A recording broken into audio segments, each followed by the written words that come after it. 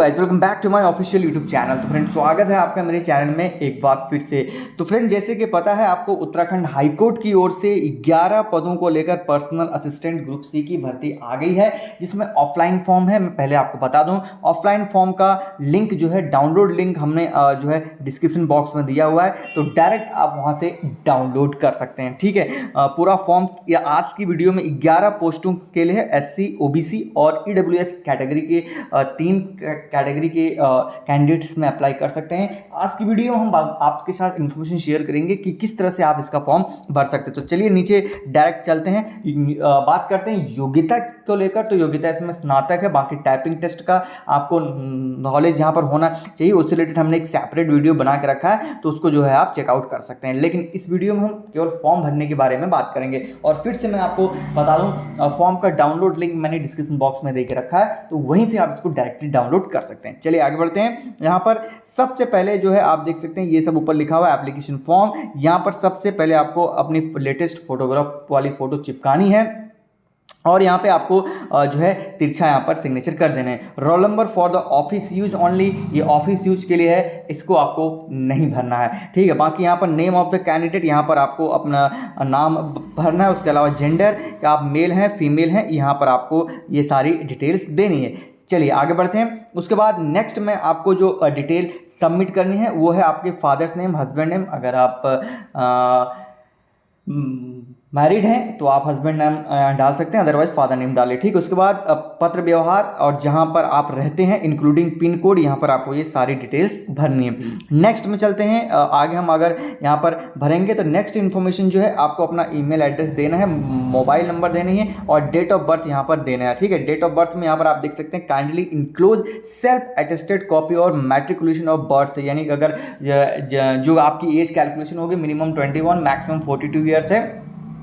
और यहाँ पर जो एज होनी चाहिए आपकी, ये 1/7/2023 के जो इन्होंने टाइमलाइन दे के रखा है उसको मैच करनी चाहिए। ठीक है, बाकी are you citizen of India, यहाँ पर आप भर सकते हैं इंडिया। उसके अलावा for which category and sub category आप इसमें भर सकते हैं। अगर आप शेड्यूल कास्ट में हैं तो यहाँ पर आप भरिए, अगर आप OBC में आते हैं तो यहाँ भरिए, अगर सब कैटेगरी कौन सी है वो भी इसमें दिया हुआ है, तो आप अच्छे से भर सकते हैं। देन यहाँ पर EWS में आते हैं तो आप ये करना। ठीक है, अब हम पॉइंट नंबर 12 में चलते हैं, जहाँ पर आप देख सकते हैं प्लेस ऑफ डोमिसाइल लिखा है। तो यहाँ पर आप देख सकते हैं स्टेट, यहाँ पर आप उत्तराखंड ही लिखेंगे। आई डोंट नो कि ये कॉलम क्यों इनको देना चाहिए था, क्योंकि जब फॉर्म है नोटिफिकेशन में साफ साफ लिखा है कि केवल उत्तराखंड के अभ्यर्थी ही अप्लाई कर सकते हैं, तो भाई स्टेट देने की क्या जरूरत थी। चलिए कोई ना, तो यहाँ पर आप स्टेट में उत्तराखंड लिख देंगे, बाकी यहाँ पर डिस्ट्रिक्ट लिख देंगे, किस डिस्ट्रिक्ट से जो है आप इसमें अप्लाई कर रहे हैं। ठीक है, उसके बाद यहाँ पर जो है ID proof, kindly enclose self ID proof, कोई भी आप इसमें ID दे सकते हैं, आधार आप देख सकते हैं, ड्राइविंग लाइसेंस दे सकते हैं। उसके अलावा अगर आपके पास वोटर ID है तो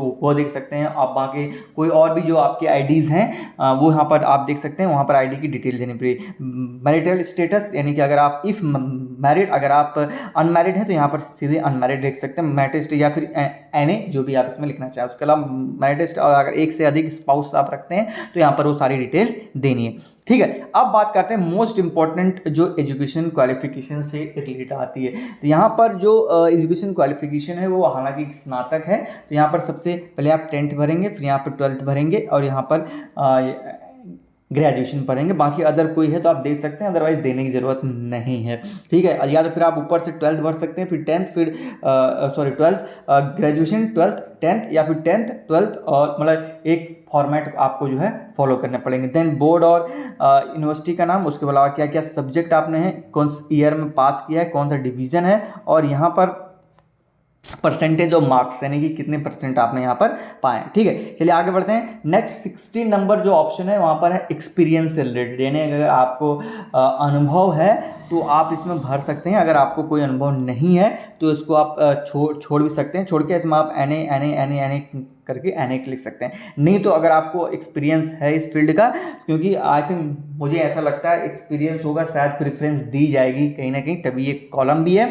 नेम ऑफ द एम्प्लॉयर, कहाँ आपने जॉब की है उस ऑर्गेनाइजेशन का नाम, name of the post held, date of joining service, date of leaving service, और जो आपका जो पे आउट था या फिर कौन से पे स्केल में आप काम करते थे वो यहाँ पे लिखना है। चलिए पॉइंट नंबर 17 को समझ लेते हैं कि date of issuance of NOC government servant only. अगर आपने गवर्नमेंट है, अगर आप उसको छोड़ लें तो एनओसी के लिए क्या डेट है वो लिखना है। Date of details of demand draft, तो यहाँ पर मैं आपको बताना चाहूँगा कि ये ऑफलाइन फॉर्म है, ठीक है। तो यहाँ पर डिमांड ड्राफ्ट आपको रहना, अगर आप ओबीसी में आपको 500, अगर आप SC ST सॉरी ST का जो नहीं है, SC और EWS में तो आपको 250 रुपये का डिमांड ड्राफ्ट बनाना है, ठीक है। अभी डिमांड ड्राफ्ट कहाँ बनाना है, किसके नाम पे बनाना है, चलिए मैं ऊपर आपको बताऊंगा। तो यहाँ पर आपको डीडी का नेम, डेट की डेट, डीडी का अमाउंट, बैंक का यहाँ पर डिटेल डालना। उसके बाद 19 है, have you ever been convicted in any case, तो यहाँ पर आप नो ही करेंगे, नो इसमें करेंगे। Whether member of establishment of high court Uttarakhand, अगर आप हैं तो नहीं है, जाते इसमें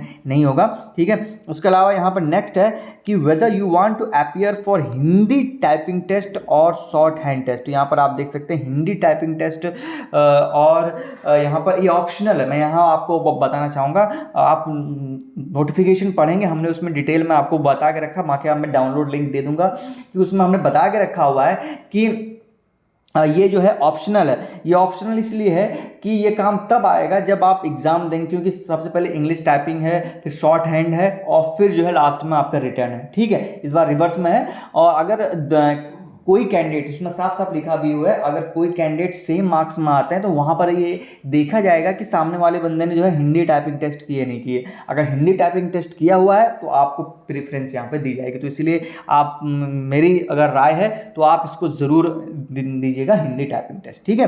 अगर नहीं भी आप इसमें एक्सपर्ट है तो ये इसकी एक्सरसाइज ज़रूर कर लीजिएगा। उसके अलावा डिटेल्स ऑफ इनक्लोजर, क्या क्या आपने सर्टिफिकेट इसमें दिए हैं, certificate, marks, sheet of high school और इक्विवेलेंट, येस या नो आपको येस करना है। इस तरह से ईयर, डिग्री का, स्नातक का, डोमिसाइल, ठीक है। उसके अलावा कास्ट सर्टिफिकेट, या उसके अलावा यहाँ पर self attested envelope affixing postal stamp, यानी कि ये ऑफलाइन है। तो जो एनवेलप होगा उसके अंदर A4 साइज का आपको 2 एनवेलप अपने सेल्फ एड्रेस के जो है भेजने हैं। 25 रुपये के यहाँ पर जो है स्टैंप लगाएगा। अभी मैं आगे आपको वो बताऊंगा, DD ओरिजिनल और फोटो ID कार्ड और फिजिकल हैंडटेक जो भी हैं आप इसमें, ठीक है।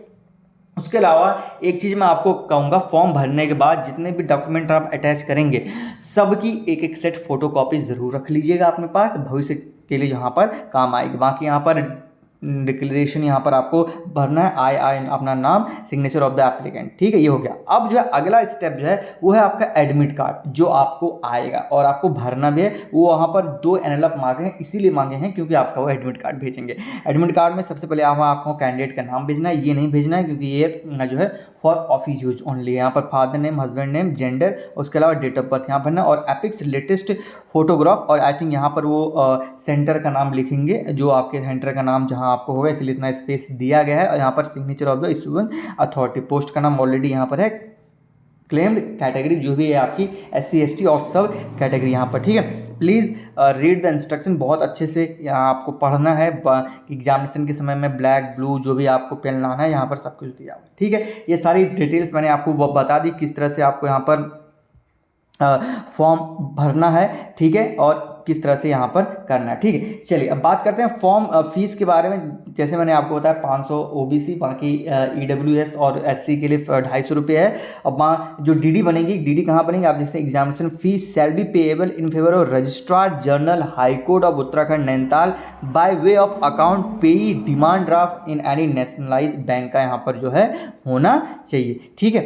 यहाँ पर आप देख सकते हैं, जैसे मैंने आपको बताया कि ये फॉर्म ऑफलाइन है, तो जो लास्ट डेट है फॉर्म भरने की, तो आप देख सकते हैं 11 अगस्त 2023 तक पहुंच जाना चाहिए। एड्रेस क्या है, registrar general high court of Uttarakhand Nainital, ये एड्रेस है, ठीक है। एप्लीकेशन फॉर्म के ऊपर जो है ये आपको लिखना पड़ेगा, ठीक है। Applicant of recruitment, application for recruitment of personal assistant 2023। उसके अलावा 2 एनवेलप आपको डालने ही है अंदर 25-25 रुपये के, ठीक है। ये रही सारी डिटेल्स। आई होप सो आपको सारी इन्फॉर्मेशन जो है समझ में आई होगी। और बात करते हैं, मैंने जैसे आपको बताया लेवल 8 की ये जॉब है, ठीक है। उसके अलावा यहाँ पर जो है ग्रुप C की ये पोस्ट है। इस बार ये लास्ट टाइम 2017 में ये वैकेंसी निकली हुई थी, if I am not mistaken, उस करीब 15 पोस्टों के आसपास ये निकली हुई थी 2000, उसमें जर्नल की भी थी। लेकिन इस बार यहाँ पर जो है जनरल की कोई पोस्ट नहीं है, केवल SC OBC और यहाँ पर वीकर सेक्शन की कुल मिलाकर 11 पोस्ट हैं। अगर आपको पिछले साल का नोटिफिकेशन चाहिए होगा तो वो भी हमने अपने टेलीग्राम के ग्रुप में शेयर कर दिया है, और डाउनलोड लिंक इस फॉर्म का और नोटिफिकेशन का हमने जो है डिस्क्रिप्शन बॉक्स में दे के रखा है, तो वहाँ से इसको आप डायरेक्टली चेकआउट कर सकते हैं।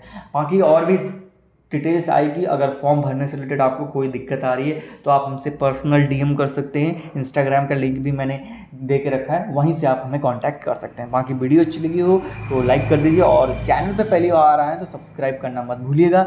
और ध्यान दीजिएगा कि अधीनस्थ सेवा चयन आयोग से जो पर्सनल असिस्टेंट के फॉर्म आते हैं उनसे जस्ट डिफरेंट ये पूरी पर्सनल असिस्टेंट जो हाईकोर्ट में आई है अलग है। ग्रेड पे में भी अलग है, क्वालिफिकेशन में भी अलग है, रिक्वायरमेंट में भी अलग है, एलिजिबिलिटी में भी सब कुछ अलग है।